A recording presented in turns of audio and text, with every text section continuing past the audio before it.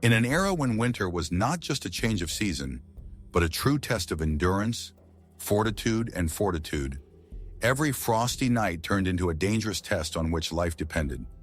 The medieval shepherd, a simple man whose fate was closely connected with nature, cold and endless fields, faced incessant wind, frost, snowfalls, and night darkness that could hide not only predators but also enemies.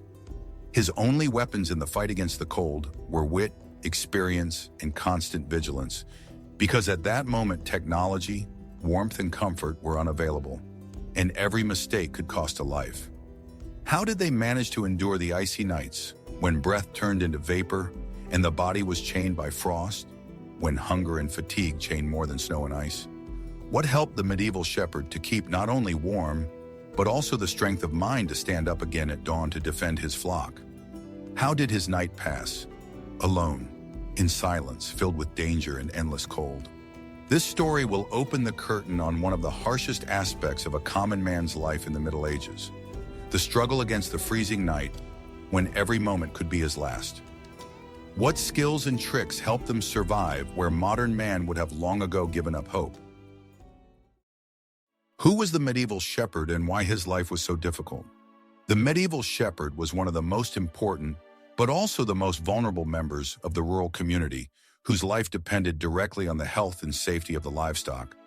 Because in a society where the economy was based on agriculture and animal husbandry, the loss of a herd meant not only the loss of food and clothing, but also the ruin of an entire family. His role went far beyond simply herding sheep or cows. The shepherd was the guardian of the community's wealth and sometimes the only person who could protect the livestock from wild animals, robbers, and bad weather. In the harsh climate of the Middle Ages, especially in the northern and mountainous regions of Europe, the shepherd faced countless challenges on a daily basis, from animal diseases to the dangers of the wilderness, where wolves and bears were a real threat. His workday began at dawn, when he had to lead the herd out to pasture and be responsible for each animal, making sure that none got lost or fell into a ravine. The shepherd had to be not only observant, but also skillful in herd management, skillfully using his staff and whistle to guide the animals, while at the same time guarding them from predators. The lack of permanent housing turned the shepherd's life into a nomadic way of life. He often changed campsites in search of better pastures, which added to physical fatigue and moral strain. In addition, the shepherd had to adapt to weather conditions. Hot summers and harsh winters required not only stamina of the body, but also ingenuity in choosing shelter and keeping warm. Social isolation was no less difficult. The long hours and sometimes days spent alone in the fields and forests affected the psyche and emotional state. Historical documents and chronicles show that herders were essential for food security. Their herds provided milk, meat, wool, and leather, making their work critical to the entire community. Often shepherds were young men or even teenagers who were given this arduous service as a test of endurance and responsibility. And in some cases, shepherding was a family occupation passed down from generation to generation. Despite all the difficulties, the medieval shepherd had knowledge of animal behavior, local plants, and weather signs that helped him to predict dangers and find rescue in extreme conditions. He had no modern means of protection, thermal clothing, or communications at his disposal. Everything depended on natural ingenuity and skills developed through experience. The shepherd was a man who lived in constant proximity to nature, felt its rhythms and changes, and this allowed him not only to survive, but also to preserve the herd, which was the economic basis of the peasant's life. His existence often went unnoticed by others, but it was his labor that depended on the prosperity and stability of the whole village.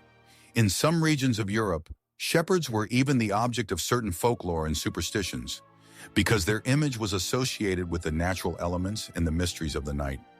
Shepherds' songs and stories reflected not only everyday life, but also the anxieties of those who every night risked falling prey to predators or bad weather.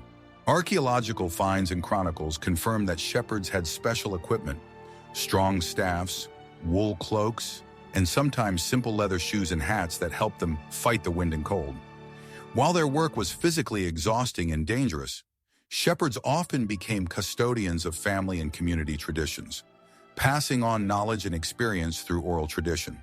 Despite the complexity of life, the shepherd continued to fulfill his mission, for without him the flock would not survive, and without the flock there would be no life for many.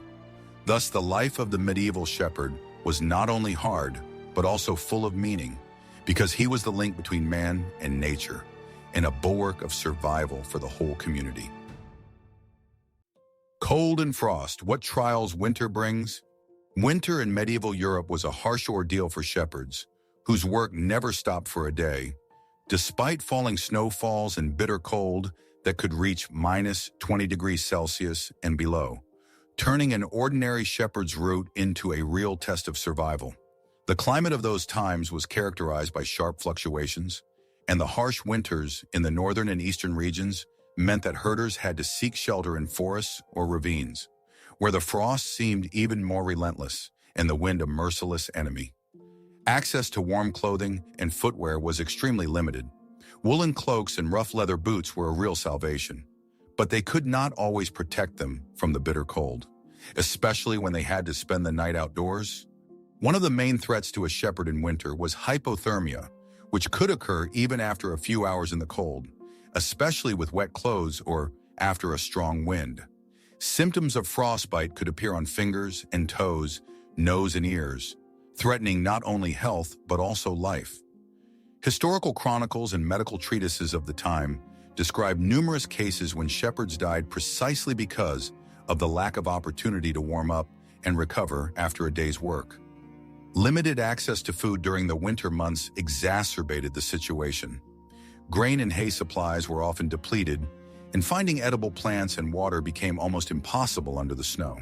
Shepherds had to conserve energy to keep their bodies warm, which meant minimizing movement, but also to stay on guard, because the herd required constant attention and protection from hungry wolves, who were also looking for food on cold nights.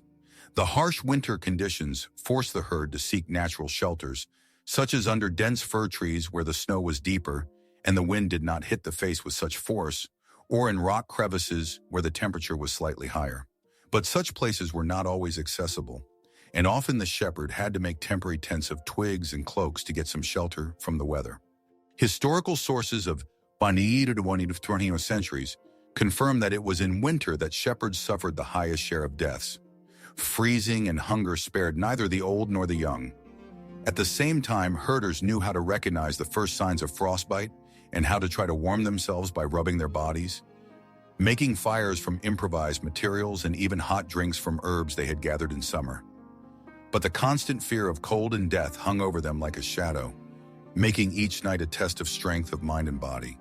Documents of that time mention cases when shepherds, unable to withstand the cold and fatigue, fell into winter hibernation, which was equivalent to a fatal disease, since it was impossible to survive alone without help. Winter dictated its cruel rules, and only those with willpower and knowledge could hope to meet the spring alive. Limited access to food made herders vulnerable to exhaustion. They were forced to share their meager supplies with animals, causing conflict and despair. Shepherds, unlike peasants, had no permanent housing and could rely only on their skills and endurance. So cold and frost were the main enemies in their lives, taking away their strength and undermining their health. Nevertheless, it was during the winter months that they showed the greatest resilience, for every shepherd who survived became an important link in providing food for the community, and every animal saved became a guarantee of future crops and warmth. In such conditions, they learned to honor nature and its changes, for understanding the signs of approaching bad weather or falling temperatures could be a matter of life and death. Thus, cold and frost were not just a natural phenomenon, but a real-life threat, which the medieval shepherd could overcome only through resilience, experience, and a deep knowledge of the world around him, where every night was a struggle for existence and preservation of the flock. Clothing and protection from the cold. The medieval shepherd, faced with harsh climatic conditions, had to rely on clothing made of the most readily available and warm materials to survive the long winter months, when the frost pierced to the bone and the wind from the fields howled mercilessly without rest. His traditional attire was roughly sewn canvas or linen shirts, which were worn in several layers, because layering was considered one of the main ways to keep warm. A woolen zipun was worn on top of the shirt, a dense, heavy garment, often hand-woven and made of sheep's wool, which shepherds sometimes spun themselves or received from local weavers. Such a zipun protected not only from cold, but also from rain and snow, especially if it was additionally impregnated with grease or resin, making the fabric water repellent. Sheepskin played a key role in protection from frost. It was used to sew capes and cloaks, fur inside to keep the body warm, and in extreme cases, whole skins were used, throwing them over the shoulders as if a movable tent. Historical chronicles of the 13th centuries mention that in the northern and mountainous regions, shepherds often wore sheepskins, which were handed down from generation to generation and could serve for decades despite wear and tear. Footwear was a special concern. Leather laptops or boots, often insulated with dry grass, moss, or pieces of wool, helped to keep feet warm, although it was not enough to keep them warm for long in deep frozen ground. To protect their hands, they used rough mittens made of leather or dense cloth, and sometimes simply wrapped a piece of canvas or fur around the hands, fastening them with straps. The head was protected by simple hats made of sheepskin or thick wool, and on harsh days by hoods which were part of the outer garment and could cover not only the head but also the neck, creating an additional barrier to the wind. Such hoods were called cloaks and were found not only among shepherds but also among monks, although the former were more practical, often covered with soot and grease. A belt pouch or a small sack behind the back completed the outfit. Spare leg wrappings, pieces of cloth, firewood and dried food were put there so that in case of a sudden overnight stay in the field, the shepherd could somehow warm himself and survive the cold night. Archaeological finds in Novgorod and Pskov confirm the use of coarse woolen clothing in several layers, as well as the presence of fur accessories, especially in regions with prolonged and severe winters. Shepherds' clothes were not beautiful. They were utilitarian, darkened from soot and dirt, with patches, but each of their elements had a meaning and purpose, verified by years of hard life. It is important to note that shepherds often had to mend and patch their own clothes, as not everyone could afford a new item, especially in conditions of rural poverty. Ancient descriptions mention special knives with curved blades, which shepherds carried with them and used both for protection and for processing leather or shearing sheep. Fur and wool were not just warmth, they were a symbol of life, a source of clothing, food, and income, and so their treatment was almost sacred. People of that time knew that to lose a fur cloak in winter was to lose the chance of survival. The shepherd's clothing was heavy, uncomfortable, and cumbersome, but it was the only barrier between man and the merciless nature that knew no mercy for those who were not prepared for the cold. Every layer, every strap or buckle, every patch on an elbow or knee was a struggle for survival. There was nothing superfluous in a shepherd's outfit. Everything was born out of necessity, and everything worked for one purpose: not to freeze, not to get sick, not to die. Such clothes were not made by the tailors of fashionable cities. They were created by the everyday life itself, by necessity itself, hardened in the cold and wind. Shepherd's dwelling, temporary shelters and stables. The medieval shepherd rarely had the luxury of a permanent shelter. His sleeping arrangements depended on the season, the terrain, and the distance to the village, and so every night was a different challenge. Where to hide from the wind, where to find a dry place, where to keep warm. In open pastures, the most reliable way to protect oneself from the cold was a makeshift tent made of twigs, branches, and sod. And in dense forests, shepherds often used fallen trees, rhizomes, and holes between boulders to make a kind of den.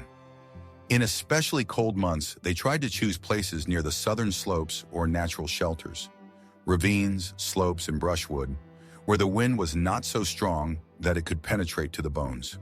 Sometimes, especially if the herd stayed in one area for several days, they built something like a half house. They dug a shallow hollow, covered it with poles, lapnicks, and skins to keep warm. The huts were built simply, but with understanding. A frame of 3 poles, spruce paws or straw on top, if they could be found, and the walls were pressed with stones to keep them from being blown away at night. Such shelters rarely protected completely, but they created at least some barrier from night moisture and frost.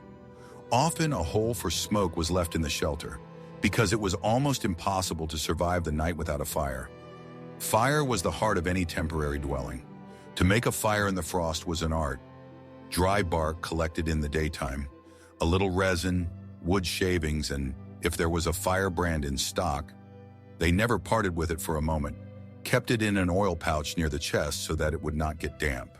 Historical descriptions mention shepherds' camps, especially in the northeastern Russian lands, where temporary huts covered with turf and stones were built in certain places for centuries, where generations of shepherds succeeded each other. These camps were sometimes called herds, not only in the sense of livestock, but also as a place for herding life. Fires were built not only for warmth. The smoke drove away insects in summer, and in winter, it saved from wolves, who smelled heat and food several miles away. Shepherds placed the fire in such a way that the wind blew it away from the shelter, but did not extinguish it, and were often on duty at night, tossing brushwood to keep the fire burning. A long stick or club was always kept at hand in case a beast came at night, and a sword or a knife was lying nearby, wrapped in a cloth so that it would not be covered with frost. The ground floor in the shelter was covered with dry leaves, hay or wool if there was any, to get at least half a toe off the frozen ground.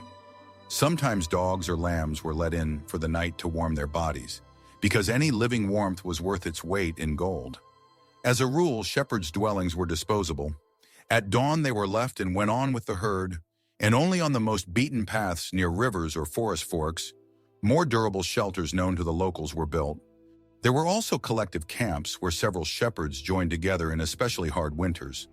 Together it was easier not only to make a big fire, but also to defend themselves from predators. There were years when shepherds wintered on pastures, especially in the southern regions, where the cattle were not driven home, but only moved along the routes within the huts. In such cases, they built real huts with a pen for the cattle and a hearth inside, though without a chimney. The smoke escaped through the roof. Even such shelters did not completely save them from the fierce nights. Their clothes were covered with frost, their beards froze, and only willpower, experience, and a living fire kept them from perishing. The shepherd lived on the edge between man and beast, between culture and wilderness, and his shelter was a reflection of that edge, simple, reliable, born out of necessity and improvised means. Every limb, every stone in the hut was part of the struggle for life, part of the knowledge that was passed on without books, through hands, through the cold, through the night. Meals and warming drinks on a winter night. A medieval shepherd's diet in winter was not so much a matter of taste as of survival. Every bite of food, every sip of hot concoction helped to stay warm in the endless cold of the night pastures. The ration consisted mainly of what could be stored for a long time: breadcrumbs, turnips, dried berries, dried meat, pieces of lard, which were put into canvas sacks and carried behind the sinew to keep from freezing. Hot food was considered a luxury, but if they managed to make a fire and boil water, they cooked simple chowder, from cereals, leftover vegetables, dried herbs. Herbs were collected in summer and fall, dried in canvas bags and used for infusions in winter. Mint, St. John's wort, mother and stepmother, linden blossom. They drank these concoctions not so much for flavor as for warmth and strength. They knew that some herbs disperse blood and protect against colds. Sometimes they put crumbs of rye bread or onion husks into the water to make the drink a little richer and keep it hotter for longer. Meat, if there was any, most often appeared in the diet by chance: fallen sheep, wild birds caught on a trap, or even a hedgehog which was roasted directly on the coals. Historical sources mention shepherds' cauldrons, which could be charred iron bowls or wooden mugs in which they boiled chowder, boiled water, or even softened stale bread. Fermented drinks like brogue or honey were not often consumed, but were known to every shepherd. Even a sip of fortified infusion of honey and herbs dispersed frost from the chest. On holidays or before especially long passages, they tried to get some moonshine or kvass, which was stored in clay jugs wrapped in wool so that it would not freeze. Such drinks had a short effect, but they gave warmth and confidence to the body, though they knew that one should not abuse them. In the cold, a drunken man would freeze and weaken faster.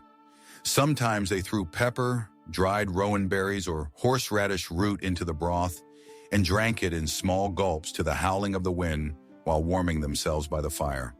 In poor years, they ate tree bark ground with bran, drank a decoction of pine needles.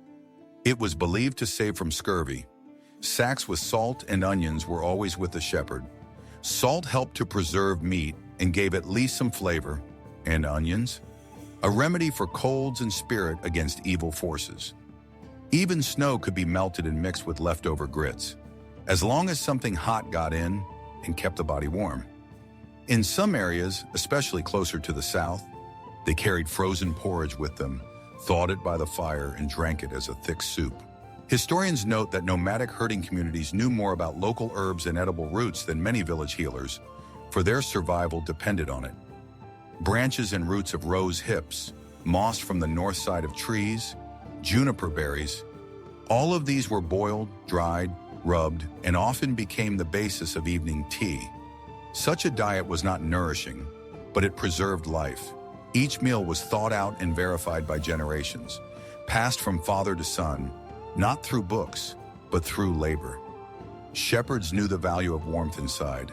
Even a meager concoction in a clay cup, drunk by the fire in a snowstorm, seemed a gift from the gods. Survival tactics: how to avoid freezing and maintain strength. On a long frosty night, when the icy wind howled in the empty ravines and even the dogs huddled together, the shepherd had to resort to a whole arsenal of methods to keep his body warm and his mind clear.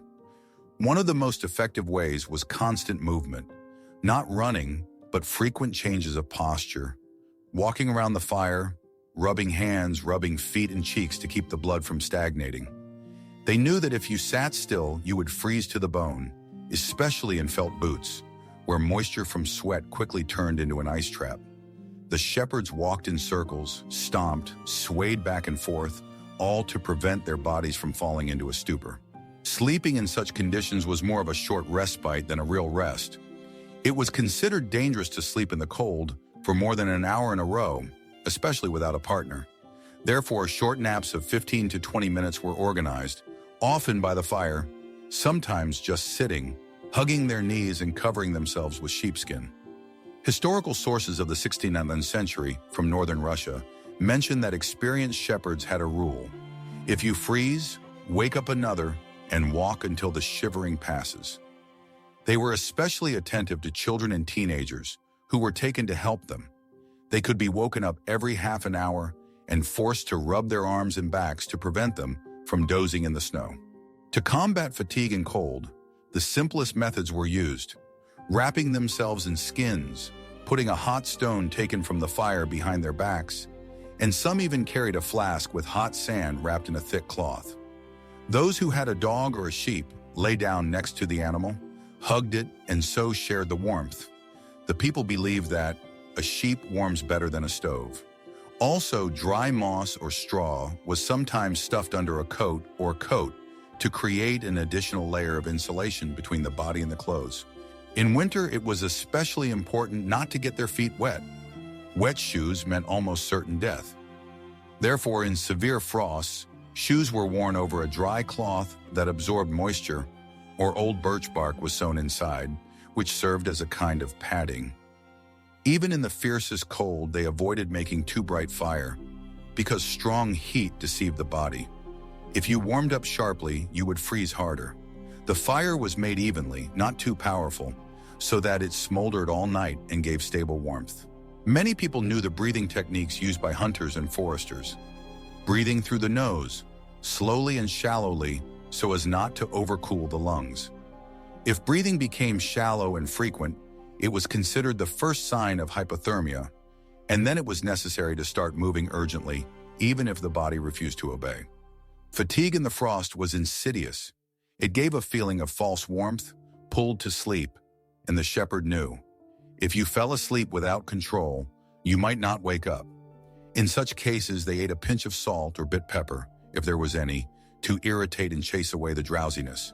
Sometimes they rubbed fat on their chests and sides to protect themselves from the wind, an old shepherd's trick from pagan times. Others sang, shouted, or prayed aloud, not only for spiritual strength, but to keep their voices steady and not to fall into the dangerous silence of the cold. Old men taught, as long as your tongue moves, you are still alive. Such tactics did not always save, but they gave a chance to make it to the dawn, to the shift, to the spring.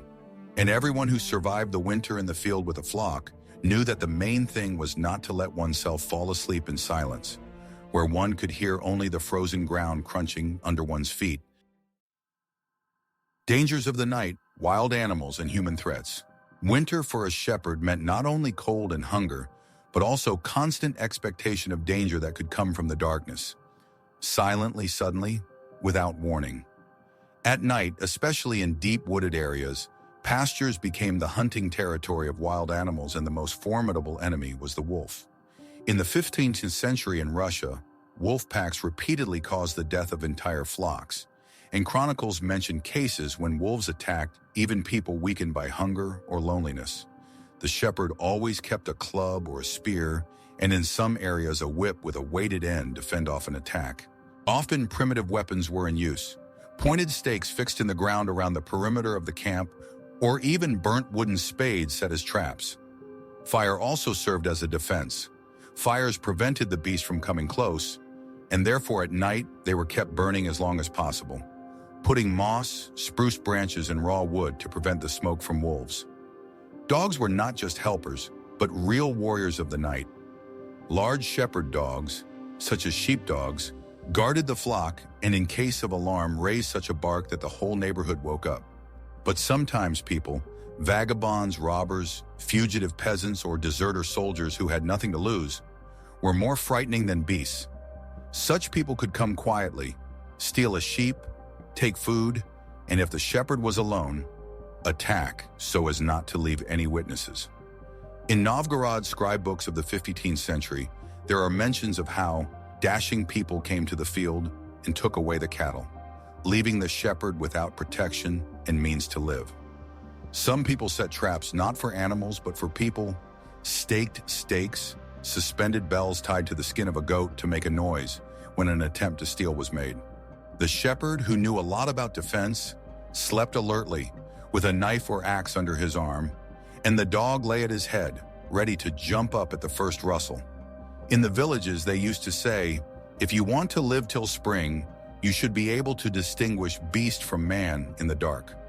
Sometimes they agreed with other shepherds and gathered in a camp, so that at night they could set up alternating patrols, like in a military camp. In the south, where the danger came from nomadic raiders, shepherds even built fences of stones or logs to defend themselves, as in a fortress.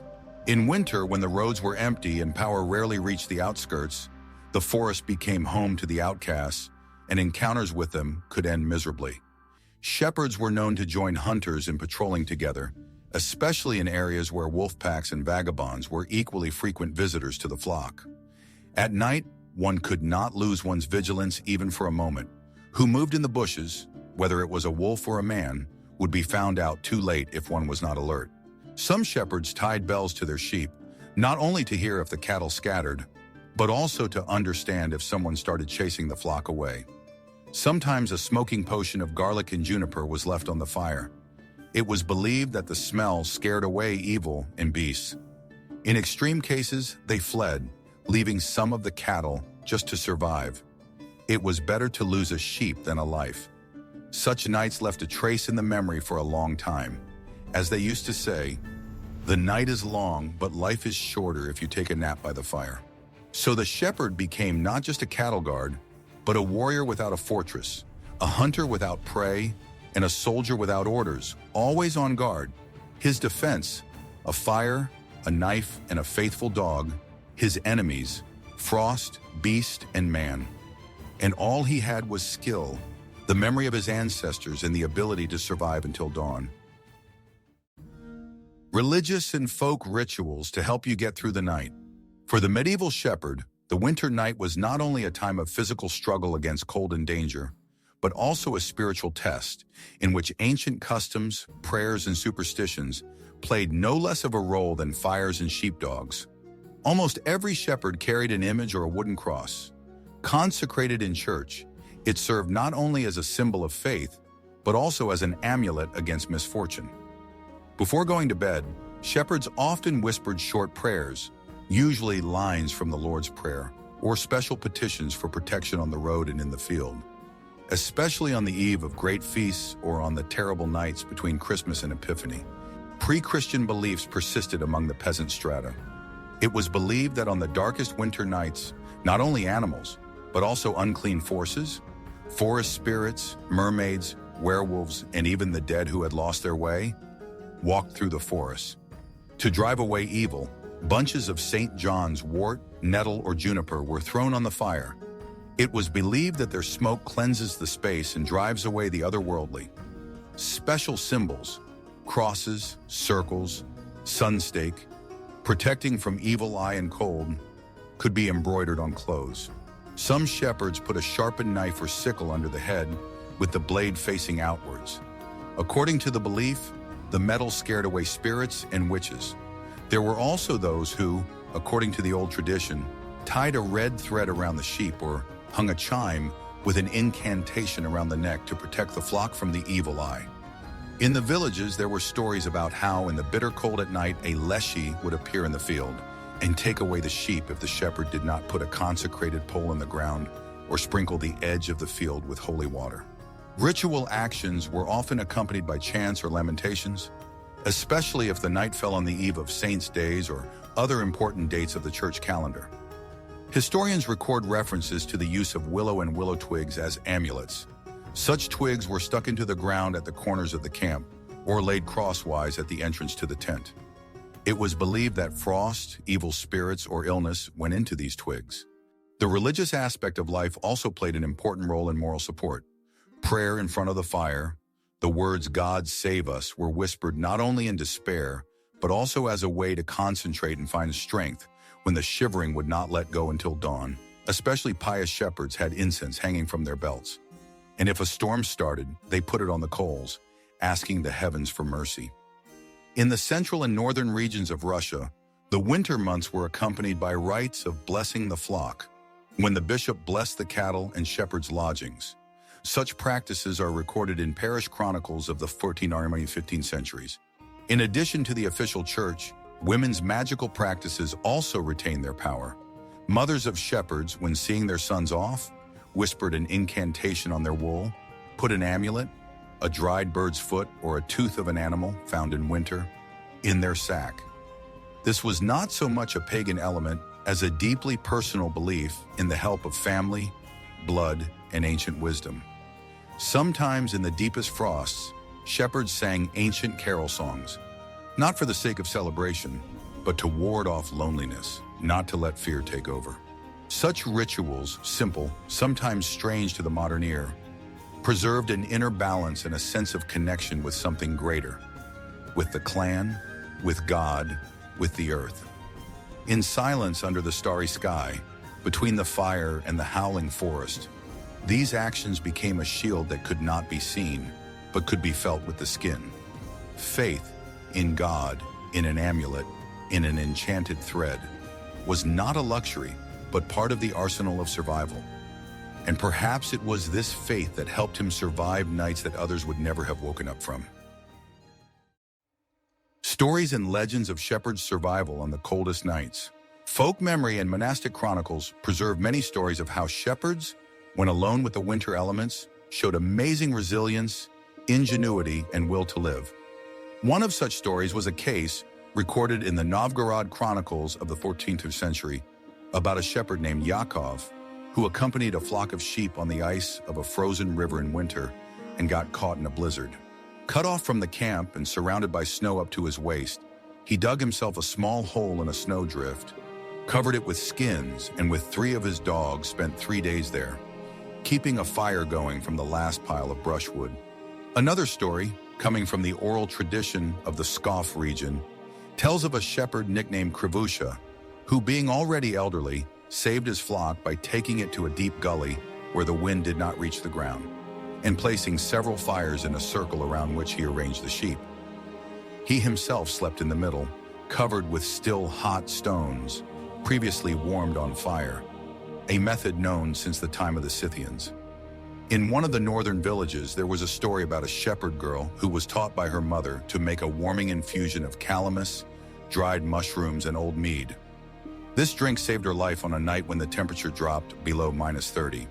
In Russian tales, one can also find semi-mythical stories where the survival of a shepherd was attributed to the intervention of heavenly forces. One told that in the bitterest frost he saw St. Nicholas in a dream, who showed him the way to an old hunting lodge where kindling and some breadcrumbs were stored.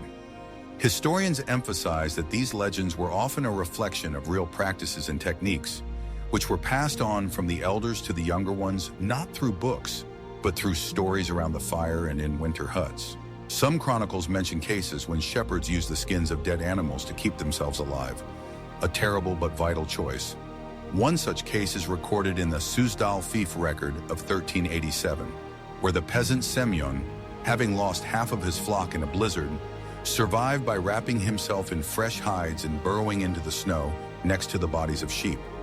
The monastery archives also contain references to those who, while rescuing animals, lost fingers or toes from frostbite, but still returned to work, considering their work a duty to the community.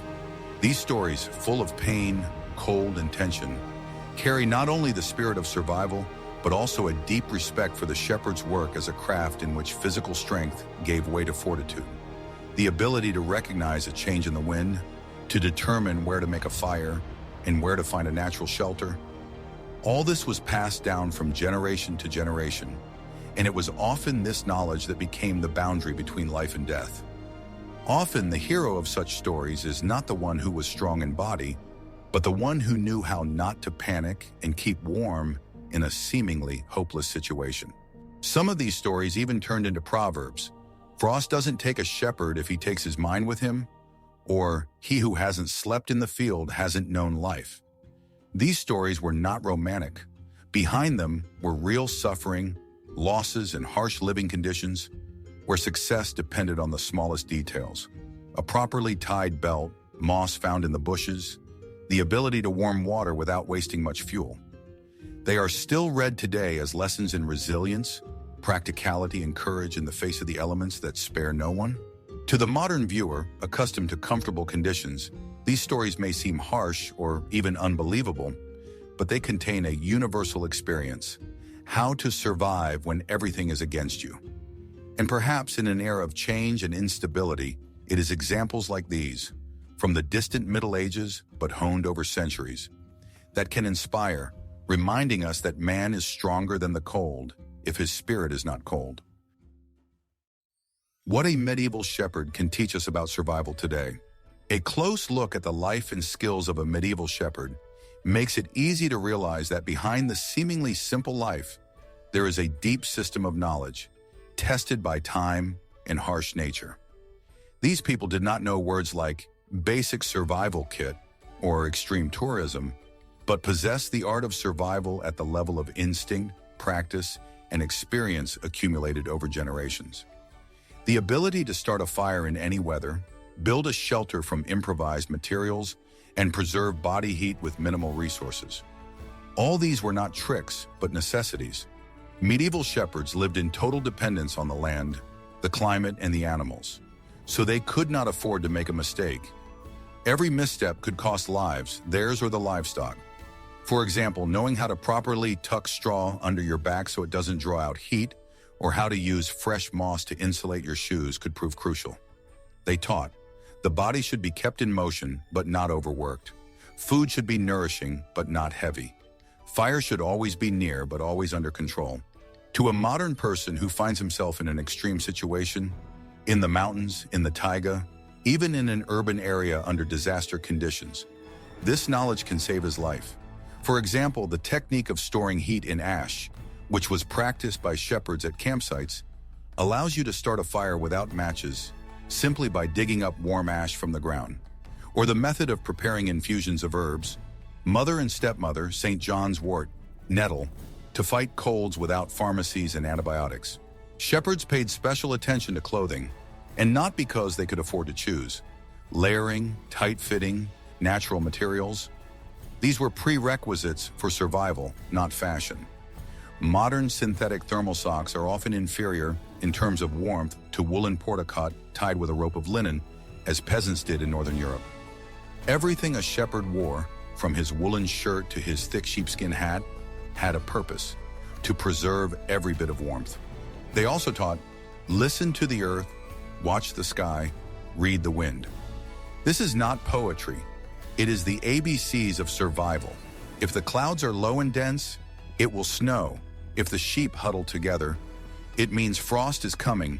If the dog wags his tail and looks at one point, it means there may be a threat. These signs are not taught in school, but they come back to us when technology disappears. Strength of mind was more important than strength of arms. The shepherd, who had spent dozens of winters alone, had developed calmness, focus, and inner discipline, qualities that today are more valuable in extreme situations than any equipment. He knew how to divide his strength, how not to let fear take over his mind, how not to panic even in deadly conditions. This is the main value of the heritage: the ability to be content with little, to keep the clarity of thought, and to use every scrap of knowledge about nature, body, fire, and earth. Modern survivalists who train according to the methods of the 21st century more and more often turn to traditional techniques. How to build a tent in the form of an ancient Slavic kuren, how to boil water on a flat stone, how to determine the side of the world by the bark of trees. All this is from the arsenal of those very shepherds. And perhaps the main lesson is that survival is not a struggle with nature, but cooperation with it. The medieval shepherd did not conquer the mountains or challenge the frost. He adapted, respected the elements, and did not go against them. He was part of the landscape, part of the cycle, a modest figure in a fur hat, but with a wisdom that lasts for centuries. If we look at their lives not as archaic, but as a living system of knowledge, we can realize we have more in common with them than we think. And when batteries, signal, and heater disappear, it is these ancient, simple, honest practices that become our salvation. The medieval shepherd didn't know GPS, but he knew how to survive. And therein lies his final and most important handoff to us. He left behind no chronicles, wrote no treatises, and was not a hero of songs. But every winter dawn he met by the fire, every night he survived in the bitter cold, can be considered a page in the silent chronicle of courage, fortitude, and knowledge. The medieval shepherd was not just a keeper of livestock, he was the link between man and nature, between life and survival. In a world where there was no electricity, no medicine, not even a guarantee of tomorrow, he relied only on what he could find, craft, learn, and endure. Today, centuries later, these simple skills seem almost sacred. After all, they have not only a practical meaning, but also a reminder. Strength lies in the ability to be closer to the land, more attentive to nature, and more patient with oneself. The stories of these people are not just folklore. They are a map to follow when all modern supports disappear. If these images and knowledge have touched your heart, if you want to understand more deeply how people lived and survived in the harsh ages of cold, hunger, and danger, join our channel. Here, every video is an immersion into a real school of survival where the wisdom of the past comes to life. Subscribe, and together we will continue to uncover forgotten chapters of history, not for the sake of nostalgia, but for the strength they still have to offer.